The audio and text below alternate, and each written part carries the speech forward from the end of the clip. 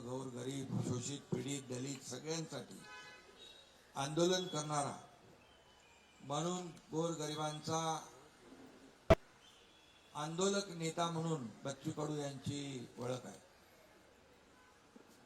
त्यांनी आज त्यांच्या असंख्य कार्यकर्त्यांसह मुंबईतले सर्व प्रमुख पदाधिकारी आहेत, बाहेरचे कोणीच नाहीत, आता ते मेळावा घेतील।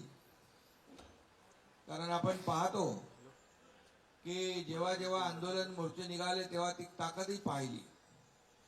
शेतकऱ्यांसाठी कर्जमाफीचाही मोर्चा आपण पाहिला आणि मी मुख्यमंत्र्यांना सांगितलं की आपल्याला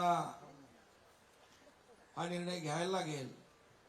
आपलं आश्वासन देखील आहे आणि त्यात बच्चू कडूंचं आंदोलन आणि खऱ्या अर्थाने त्या आंदोलनाला देखील यश आलं आणि कर्जमाफीचा निर्णय देखील आपल्या सरकारने घेतला।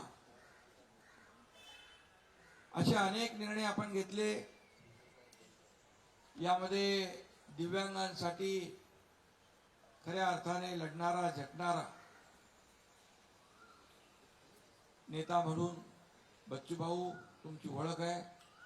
तुम्ही आज शिवसेनेमध्ये तुमच्या असंख्य लोकांबरोबर प्रवेश केलाय, त्याबद्दल मी तुमचं मनापासून शिवसेनेमध्ये स्वागत करतो। तसं तुमचं काय शिवसेना तुम्हाला नवीन नाहीये, तुम्ही मूळचे शिवसैनिकच आहात। 25 वर्ष प्रहार सामाजिक संघटना आपण या ठिकाणी त्याचं काम केलं आणि आज पुन्हा स्वगृही शिवसेनेमध्ये आपण आलात।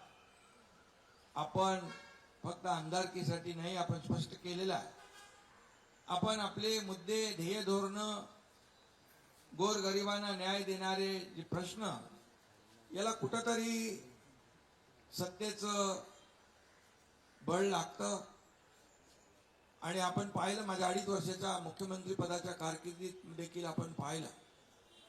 तुम्ही त्या काळात देखील आम्ही जो निर्णय घेतला त्याच्या सोबत राहिलात, सोबत आमच्या आलात। त्यामुळे शिवसेनेला बच्चू कडू नवीन नाही आणि बच्चू कडूला शिवसेना नवीन नाही, हे समीकरण आपलं जुनं आहे।